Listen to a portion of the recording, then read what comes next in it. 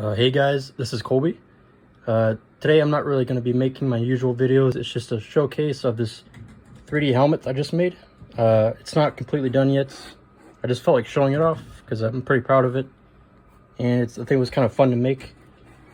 Somebody in my comments suggested that I make a 3D printed helmets, and I actually kind of followed their advice, and it actually really turned out really fun. It's not finished for now, but you can see these little seams right here. I'm gonna need some tape to I actually already have tape right now, holding it all together just temporarily. But later on, I'll use some glue to kind of match it all up together. But anyways,